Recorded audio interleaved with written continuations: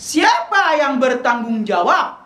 Nah, itu tidak akan mungkin pihak luar berani investasi uangnya miliaran kalau tidak ada yang membackup. La ilaha illallah, la ilaha illallah, la ilaha illallah, Muhammadur Rasulullah. Ya Allah, ya salam, lindungi Republik Indonesia dari bencana alam, dari perang saudara. Bismillahirrahmanirrahim. Assalamualaikum warahmatullahi wabarakatuh. Belakangan ini sedang marak perusahaan pinjaman online atau pinjol ilegal yang menjanjikan kemudahan dalam meminjam uang, namun memberikan suku bunga yang tinggi serta ancaman yang sangat mengerikan kepada para nasabahnya yang akan jatuh tempo. Berbagai aksi intimidasi hingga menyebarkan data pribadi korban ke keluarga, teman, tetangga, serta ke publik sangat jelas melanggar aturan hukum yang berlaku.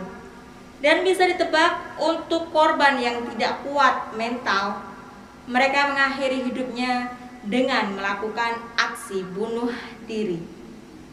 Bagaimana tanggapan dari Angkatan Muda Banteng Putih terkait hal ini? Mari kita simak selengkapnya. Idza bil basmalah. Sallu ala nabi sallallahu alaihi Muhammad sallallahu alaihi Muhammad sallallahu alaihi Muhammad. Bismillahirrahmanirrahim. Rabbi shrah li sadri wa yassir li amri wahlul 'uqdatam min lisani yafqahu qawli. La haula wala quwwata illa billah. Hasbunallahu ni'mal wakeel ni'mal mawla ni'mal nasir. Asyhadu an la ilaha illallah wa asyhadu anna Muhammadar Rasulullah. Subhanallah. Berbicara tentang pinjam meminjam sudah jelas dalam aturan bernegara dan aturan dalam agama Islam itu sendiri. Jadi pembahasan tentang pinjam meminjam sudah clear pada prinsipnya. Hanya saja praktek di lapangan memang penuh dinamika, penuh dengan intrik-intrik ekonomi secara makro dan mikro tentunya. Dalam kesempatan ini kami tidak akan menyalahkan yang membuat ataupun yang membangun perusahaan pinjol abal-abal, ilegal maupun legal. Lalu siapa yang salah? Bukan masalah benar atau salah dalam hal ini. Tapi yang lebih tepat lagi, siapa yang bertanggung jawab? Nah, itu dia. Siapa yang bertanggung jawab akan hal ini? Dan korelasinya apa dengan yang akan kita kajikan atau kita mengaji tafsir putih pagi hari. Bismillahirrahmanirrahim. Wa yasfikud dima.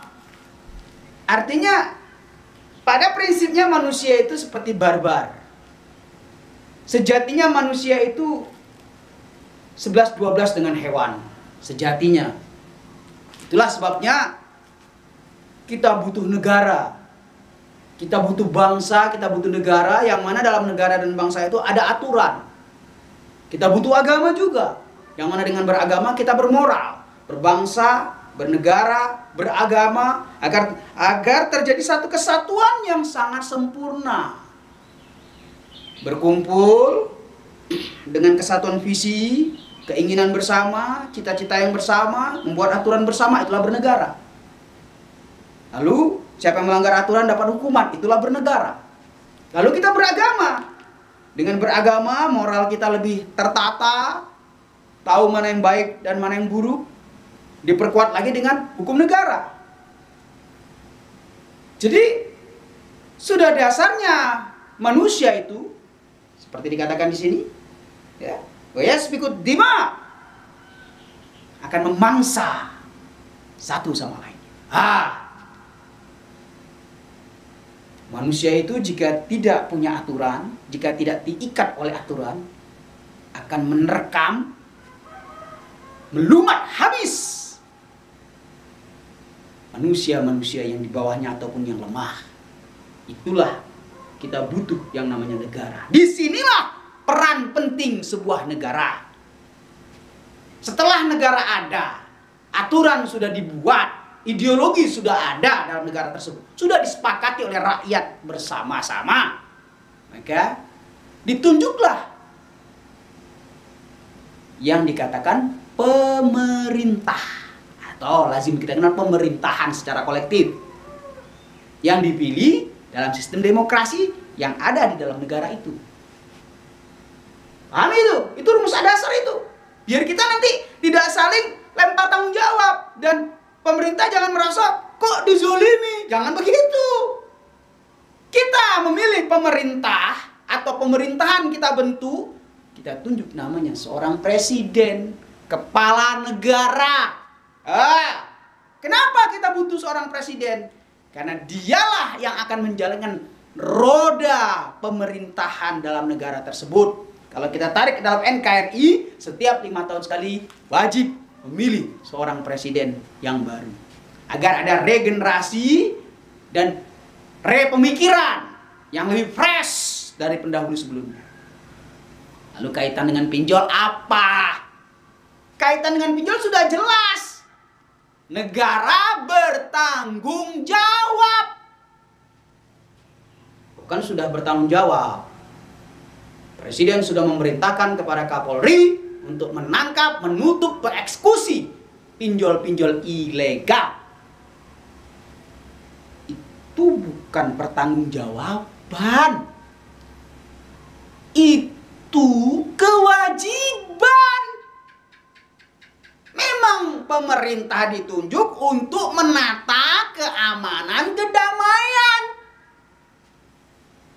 Kita rakyat tidak punya hutang budi dengan presiden, panglima, dan kapolri. Memang sudah tugas beliau-beliau bertiga ini menciptakan kesejahteraan, ekonomi yang mapan, dan keamanan, kenyamanan, kedamaian di Republik Indonesia.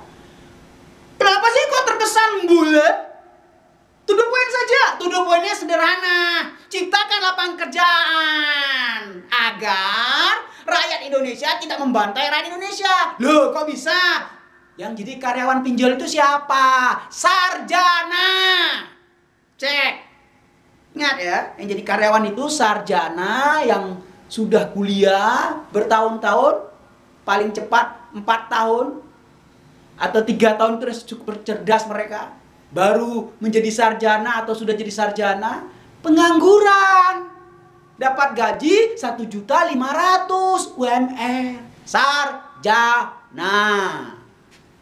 Yang tugasnya kutak-atik komputer atau di laptop you untuk menagih pinjaman-pinjaman kepada rakyat yang pendidikannya SD, SMP, paling tinggi SMA. Ditagih dengan cara persuasif, teror, mental. Maka jangan kaget efek dari pinjol.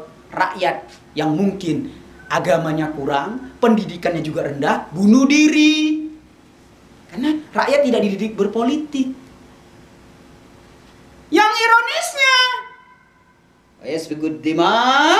yang ironisnya apa? Yaitu pendukung utamanya adalah, atau kingmakernya adalah orang luar negeri. Menyedihkan, sedih banget.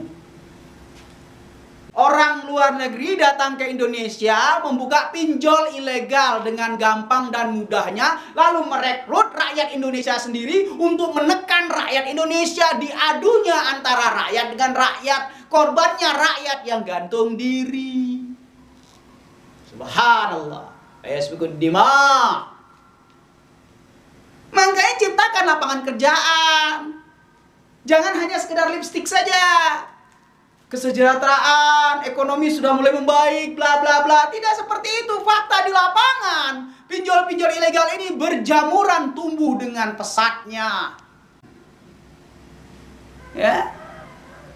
Tidak akan mungkin pihak luar berani investasi uangnya miliaran kalau tidak ada yang membackup.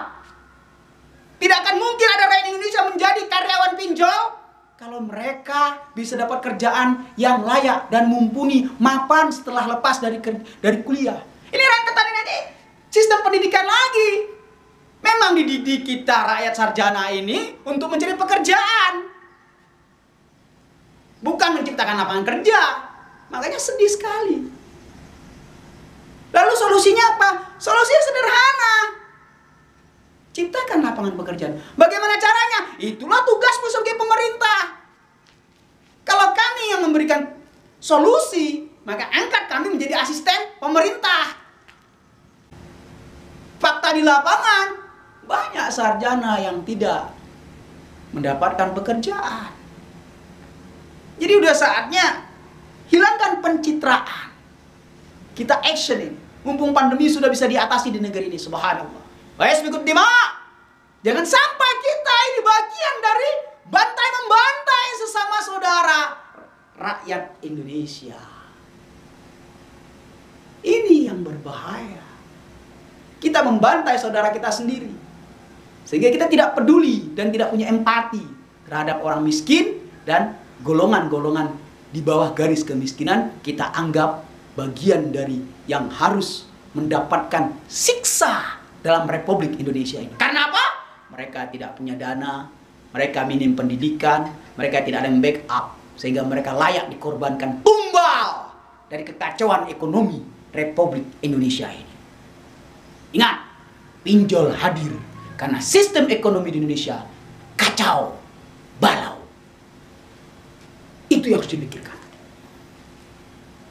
Tidak akan mungkin pinjol itu bisa eksis di Indonesia kalau ekonomi kita betul-betul stabil. Tidak akan mungkin pinjol ilegal itu bisa menjamur di mana-mana kalau sistem di Indonesia kita betul-betul bisa kita terapkan di negara kita ini. Oleh karenanya, kami berharap banyak kepada Bapak Presiden yang kami hormati, bukan hanya sekedar membasmi pinjol, itu bukan solusi. Mereka dibasmi akan muncul lagi. Cari akar permasalahan apa? Kesenjangan ekonomi, pengangguran di mana-mana, itulah akar masalahnya. Dan ini tidak bisa dibohongi. Karena ini masalah perut. Kalau masalah pakaian, rakyat Indonesia masih bisa berpakaian ala kadarnya. Tapi kalau sudah bicara perut, bukan rakyat Indonesia saja, seluruh manusia akan bangkit dan melawan. Karena perutlah kita ada di dunia ini. Karena perut inilah kita bertahan hidup di dunia ini. Yang tidak kuat bunuh diri, yang kuat membegal. Itulah manusia yang terendah dalam tatanan struktur kehidupan berbangsa dan negara. Sallallahu ala Muhammad, sallallahu ala Muhammad. Walhamdulillah, barakallah. Sampai jumpa lagi. Tafsir Putih Filsafat Situasionalisme. Sallu ala Nabi.